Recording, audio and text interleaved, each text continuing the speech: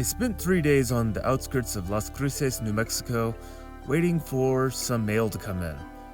I spent most of my day working on my YouTube channel, just monitoring videos, messing with them, seeing if I could get them to perform any better, and of course, going on hikes every morning, and going to the grocery store and Walmart to use the bathroom and pick up supplies occasionally.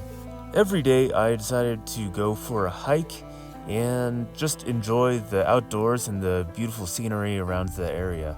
I absolutely loved spending time in New Mexico like this. There's just so much public land, varied terrain, insane weather patterns, and very localized climates, and all these public trails that are free to use, and you can just go explore the outdoors as much as you want. Spending time here really cost me very little, and I wish I had the financial resources to just spend as much time as possible wandering around the New Mexican landscape.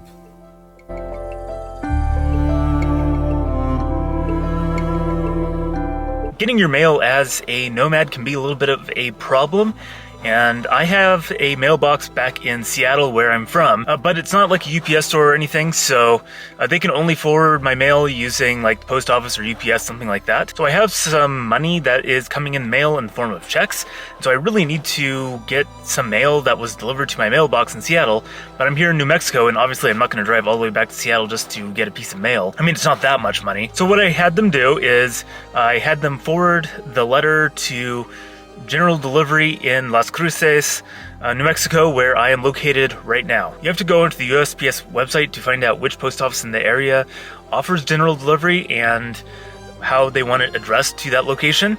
But once you do that, it seemed like the process is pretty easy. I had my mailbox forward my mail using tracking, so that way I had some idea of when the letter was actually going to show up, so I didn't have to, be showing up at the post office every day, crossing my fingers hoping that there was mail there.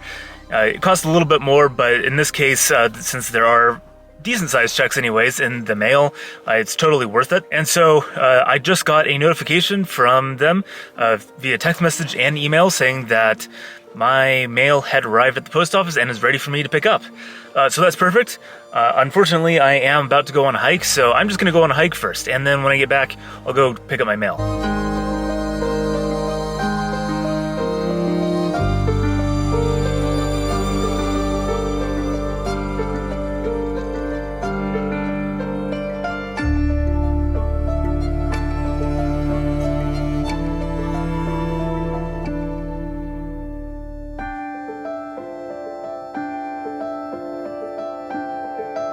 I've been trying to get in about an hour of hiking every day, or at least hour walking, and then maybe another workout on top of that, and it's been working out pretty well. Things are just way easier in New Mexico because there's just so much public land that you can just go wander around on and camp out at. Yeah, I absolutely love being here in New Mexico and all this vacant land. It's just amazing.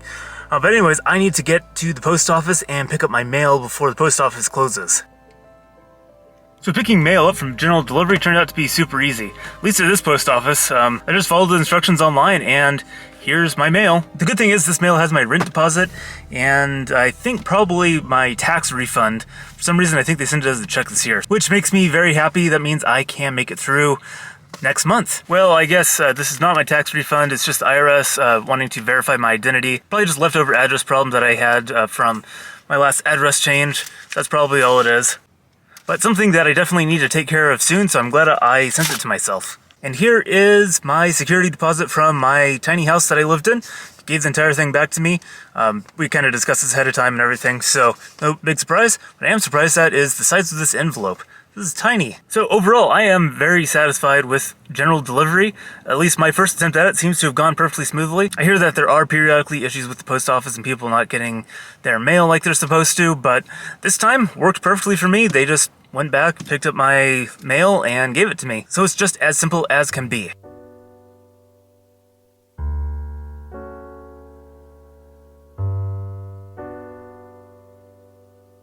After depositing my checks and paying my bills, I finally headed out towards my next campsite. I had originally planned on choosing a campsite about an hour away, but that campsite wasn't really suitable, and so I decided to try to find another campsite in the next forest over. That trip turned out to be a little bit longer than I had originally planned. On the map, the campgrounds that I was headed for looked like they were relatively close to the freeway, but as it turns out, they were quite a ways away from it. The trip up to the mountains was another hour, maybe hour and a half, because I got stuck behind this tanker truck. And once I got onto the Forest Service roads, they were relatively small, windy, steep, and there was quite a bit of snow falling at the top of one of the mountains.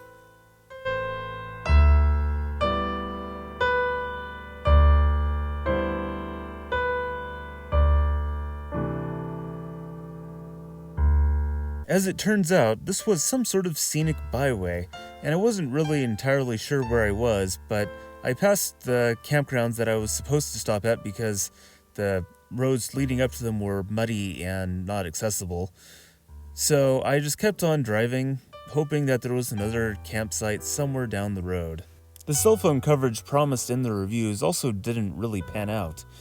There was no coverage whatsoever, and maybe the reviewers that I had read were using a different carrier because I could not get any reception whatsoever. But that's okay because this area turned out to be absolutely beautiful, and I did eventually find a perfect campground for the night.